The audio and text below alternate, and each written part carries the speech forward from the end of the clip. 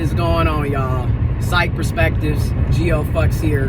In this video, we're going to be discussing mental health, cognitive health, behavioral health, and we're also going to be discussing medication treatment, prescription medication, and might as well discuss, in my opinion, why we need to have universal health care coverage, single payer health care coverage, or expand Medicare so everybody has access to affordable, inclusive, accessible, healthcare coverage. So let's get into it. Today was the first day I have been on. Today was the first day of me getting back on my medication for my ADHD. Again, full disclaimer, I'm transparent. It is what it is.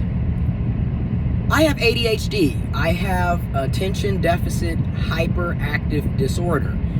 And to break it down, I have ADHD combined type. And information about this will be in the description box below. ADHD combined type is a characteristic with having the inability to be attentive. So I'm inattentive, right? I have an issue with my attention span. And combined type also includes hyperactivity. I'm very hyper. You can almost say, I'm just very high strung, hyperactive, etc. Mind you, I've been cold turkey off my medications for my mental health for basically 4 years. I got back on Wellbutrin March 2nd of this year, March 2nd, and it has helped me tremendously over the past 2 months. I mean, literally, the things that I have been able to accomplish and do because I got back on my antidepressant, Wellbutrin, 2 months ago is remarkable, okay? And I suffer from chronic severe depression, okay? I have major depression. I was diagnosed with that in 2019, okay? And mind you, what I've noticed when it comes to mental health, I apologize, the camera fell. When it comes to mental health, what I've noticed is it's extremely difficult to get your healthcare provider, right, your healthcare insurance coverage to cover mental health. What in the world? These people are crazy. It's extremely hard to get these things covered. And what I mean by that is, my entire time dealing with my mental health, when I first got into therapy and counseling, it's been over 3 years now for me. Hey. Pretty much I've always had to pay out of pocket. Like, originally, what was that, November of 2018, I had my first therapy session. And I think it was like a $20 or $40 copay. And I was lucky to find a provider that accepted my insurance. And at the time, I had Blue Cross Blue Shield through my employer. But I only went to like 2 sessions and then fell off and didn't come back and didn't get back into therapy counseling until May of 2019. When I went back in May of 2019, I still had Blue Cross Blue Shield and I had a different job, so I had a new employer and my insurance was through that employer. However, even with Blue Cross Blue Shield, I still had to pay out of pocket in full for my therapy sessions, and it was $80 per session, and I had 2 sessions a month. Back in 2019, I would literally go twice a month. So that was $160 out of pocket that I had to pay for. Then I had to get an additional therapist because at the time I needed 2 mental health therapists to sign off for me to get my procedures done. again, full transparency. I was born intersex. I am a transgendered man. Born intersex, transgendered, gay, queer man. Okay? And I needed 2 licensed mental health professionals to write letters of recommendation for me to get procedures done. So I had to pay another therapist. Thankfully, with that therapist, she had a sliding scale. So hers was $50 a session. Way more affordable for me. But that was in 2019. Like I said, those prices have gone up tremendously. So again, I was paying $160 a month for 2 sessions, $80 a session to one therapist, and then $50 a session to another therapist. Out of pocket, because my insurance did not cover that. So then, because I was off my medication for 4 years, I had to get re-evaluated for ADHD. Which finding a therapist, a counselor, to get a psychiatrist to get these things done so you can get an ADHD evaluation or a psych evaluation. Child, one of the psychiatry offices literally charged $175 for the intake paperwork.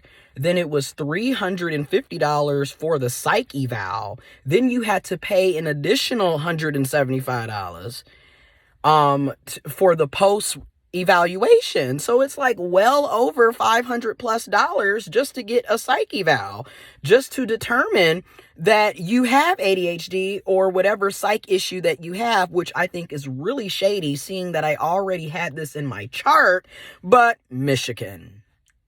Anyways, so, and my medical records in my chart. So I postponed it. I was like, I'm just going to wait because I'm not paying over $500 to be told I have something that's already in my chart and documented.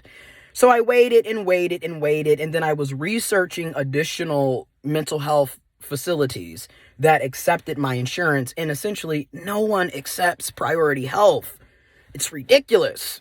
So you have to pay out of pocket. However, the good thing is through my employer, my current employer, we have an HSA, a healthy savings account. They load $100 each month on that account, and you can use that money to pay for medical expenses. So your psych eval would be that. You can get up to $1,200 a year as a single person on that. So I was lucky after doing research and calling and following up with Priority Health. They sent my insurance company. I called them and asked for assistance on finding therapists, mental health professionals, psychiatrists, psychologists who accepted Priority. They gave me a list. Here's what's funny. Out of that list, over half of them no longer accept Priority Health. So even Priority Health doesn't have the accurate information on who accepts their own insurance, which is wild. But anyways, I finally called around, researched, and got the right information. Months later, right? Because I initially was supposed to be doing the psych eval back in September. And I didn't do the evaluation until April of this year.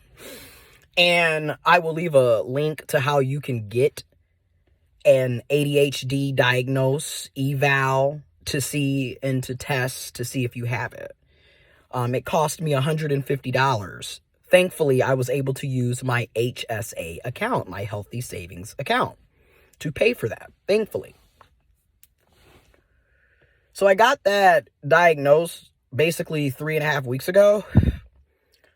I had my follow-up. I sent that diagnostic paperwork and the assessment and the results to my primary care physician, who then scheduled me a telehealth visit, which I had last Monday, April 25th, which my medication to treat my ADHD was prescribed.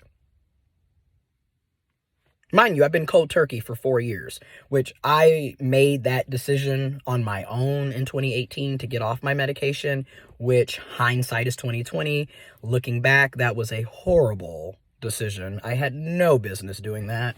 I do not recommend going cold turkey. If anything, you can ease off with a combination of therapy and counseling and looking at other healthy coping mechanisms, healthy behavioral tactics that can help you.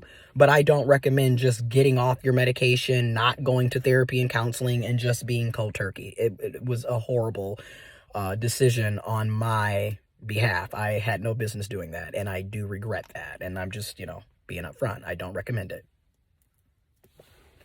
So today, May 2nd, I finally took the medication. I don't know why I always wait to do stuff, even though we know why. ADHD, procrastination, and other issues with my executive functioning, etc. We get it. So I took it today. Full disclaimer, I am prescribed a stimulant for my ADHD. That stimulant is Adderall. I have the extended release, which I take 1 pill in the morning. Right when I wake up, instantly I take that pill. I took it today for the first time. And then in the afternoon and in the evening, I am to take the IR Adderall, which is the immediate release. And I took the second pill a little before 2 p.m. And I should probably be getting ready to take the third pill as well because it's after 6. So I should probably take that. But this is why we need universal health care coverage that's holistic, that covers both mental and physical health, that's affordable, that's accessible, that's inclusive, that's of quality to everyone. And I'm going to give a review on just this 10 plus hours of being on this medication and how I feel. That'll be the next video.